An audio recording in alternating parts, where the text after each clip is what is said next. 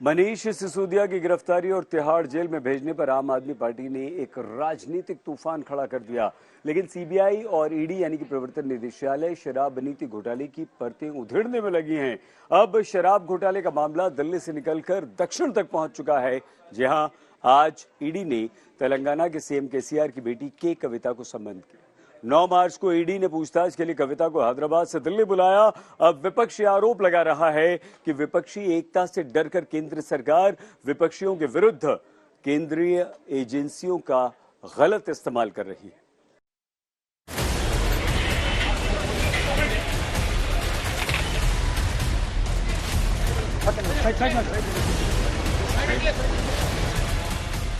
दिल्ली शराब घोटाले में मनीष सिसोदिया की गिरफ्तारी हो चुकी है और वो तिहाड़ जेल में बंद है। अब दिल्ली शराब घोटाले में तेलंगाना के सीएम चंद्रशेखर राव की बेटी के कविता को ईडी ने समन भेजा है। 9 मार्च को ईडी ने के कविता को पूछताछ के लिए बुलाया है, लेकिन कविता ईडी से टाइम मांग रही है।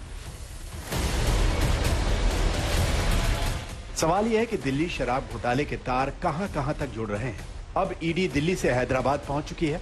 सवाल यह भी है कि क्या शराब नीति घोटाले से तेलंगाना के सीएम की बेटी का कनेक्शन है और ईडी केसीआर की बेटी से क्या सवाल पूछना चाहती है।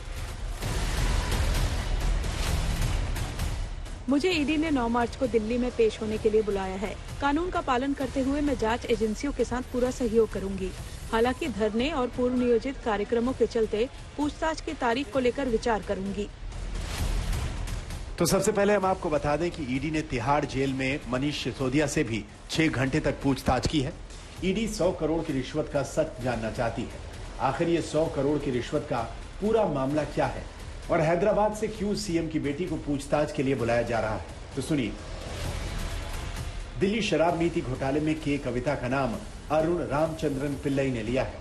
पिल्लई वही शख्स है जिसे ईडी ने मंगलवार को दिल्ली से गिरफ्तार किया था। पिल्लई रहने वाला तो हैदराबाद का है, लेकिन शराब नीति में यह भी बड़ा किरदार है। ईडी की माने तो इस घोटाले में पिल्लई की सक्रिय भूमिका है। इस पूरे कांड में पिल्लई ने कविता के प्रतिनिधि के तौर पर काम किया है। के कविता तेलंगाना के मुख्यमंत्री केसीआर की बेटी है। महिलाओं के अधिकारों के लिए आंदोलन करती रहती है, लेकिन शराब घोटाले में नाम क्या आया तो कविता ने इसे राजनीतिक साजिश करार दिया। के कविता ने कहा कि जो असल के घोटालेबाज हैं, ईडी उनके पास कभी नहीं जाती। हमें पता है जांच एजेंसी आपके पूरे all these agencies are in your pocket. आप बार बार लोगों को याद क्यों दिला रहे हो, बार बार क्यों कह रहे हो कि हम ये बोलेंगे तो कल ये हो जाएगा, परसों ये हो जाएगा। It's a unfortunate state in our country कि leading political party is literally dictating what is to be done in each and every case. और मैं यही सिंपल सवाल पूछना चाहती हूँ कि अदानी जी का ये जो पूरा इश्यू चल रहा है, इनमें क्यों जांच एजेंसियां कुछ नहीं कर रही है, क्यों सो रही है, क्यों उन्होंने सुमोटो कुछ नहीं करते, तो ये क्यों बीजेपी नेताओं को नहीं दिखता है। एलआईसी का 50,000 करोड़ एक महीने में चला जाता है। आम जनता जो एलआईसी में जिसने इन्वेस्ट किया उसको नुकसान हो रहा है, क्यों बात नहीं करती है। जांच एजेंसियां क्या कर रही थी, सीएजी क्या कर रहा है, ईडी क्या कर रही है, सीबीआई क्या कर रही है, तो उनको वो बात करनी चाहिए।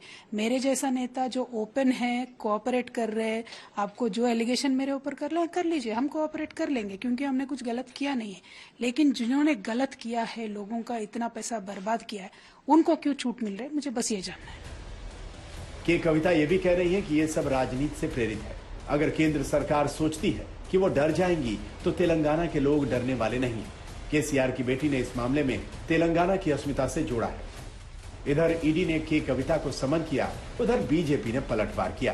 तेलंगाना बीजेपी के नेता एनवीवीएस प्रभाकर ने कहा कि कविता की सच्चाई देश जान गया है, अब जेल जाना पड़ेगा। इसलिए कविता का कथा मालूम हो गया और कविता जो बात कर रहे हैं इसके बात पे कोई को विश्वास नहीं है। और कविता का आने वाले दिनों में वो क्या बोलते हैं लिक्कर स्कैम में और लिक्कर का क्या इंक्वायरी में उनका पूरा स्थापित होगा और उनको जेल को जाना होगा। हम आपको बता दें कि पिछले साल सितंबर से अब तक ईडी रामचंद्रन पिल्लई से कम 11 बार पूछताछ कर चुकी है और अब उसे ये कहते हुए गिरफ्तार किया गया कि वो जांच में सहयोग नहीं कर रहा है। शराब घोटाले में के कविता को नोटिस देने की मुख्य वजह पिल्लई है, क्योंकि पिल्लई ने ही के कविता का नाम लिया था। ईडी इस केस में 100 करोड़ की रिश्वत वाले सवाल के जवाब तलाश रही है। सूत्रों की माने तो जब उसे 100 करोड़ के बारे में पूछा गया तो उसने के कविता का नाम लिया।